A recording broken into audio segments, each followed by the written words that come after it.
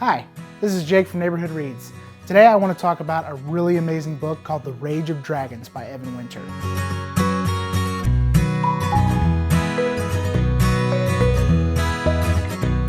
This book blew my mind. So a little history about this book. It was written by Evan Winter. He didn't typically come from a literature background. He actually came from a film background. He was a music video director. He'd done some commercial work. He grew up reading a lot of fantasy. A lot of fantasy is like white, Eurocentric sort of fantasy. He wanted something that was based in his culture, which is the Nosha people in South Africa. So he created this book, The Rage of Dragons, and it is amazing. So it's African-inspired fantasy. It's about the Ome people.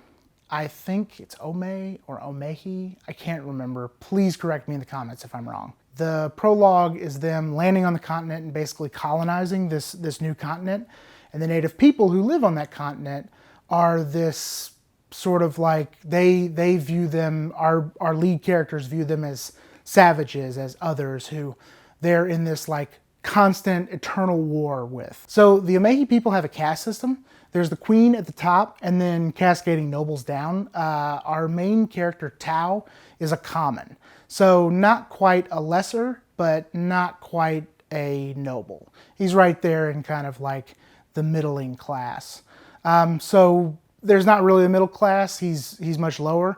But because of the prestige his father had in the military, they're a little higher than most. Tao grows up with a little bit of privilege. He's best friends with his lord's son. They train together and everything like that.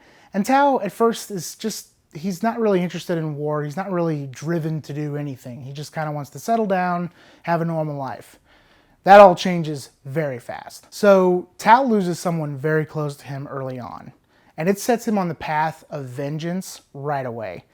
He is furious, and all he can think about is vengeance. So he goes into military training and eventually lands in this like upper caste of the military, and he just starts training, and a lot of the book is him getting ready to claim his revenge.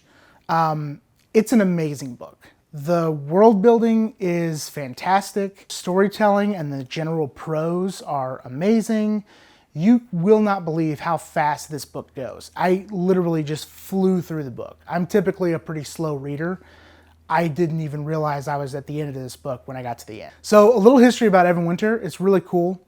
He was an indie published author first. So he's self-published. And then after he self-published, it started getting a lot of traction on Reddit. A lot of people started talking about it and praising it and saying it was amazing. So he sort of engaged with his fans and everything like that, grew his readership, and eventually he got approached by Orbit Books and they purchased it and traditionally published it. So now his trilogy is traditionally published, but it's really cool to see someone who started out in the self-publishing route, just doing everything on their own just because they had the will and they wanted to do it, and then end up traditionally published with one of the most, like, it's on the top 100 Time Magazine fantasy novels of all time. Enough said. It's an amazing book, and it lives up to the hype 100%. I cannot wait to read the sequel, and I really think you should check this book out. So it's called The Rage of Dragons by Evan Winter. Amazing book. You can order it at neighborhoodreads.com. I got the link below. If you like this video, hit that subscribe button and give us a like.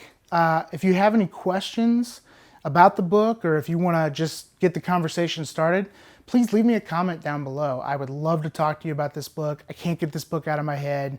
It's so amazing, and I cannot wait to get started on the second one. Thanks for watching. I'll see you guys next time. Bye.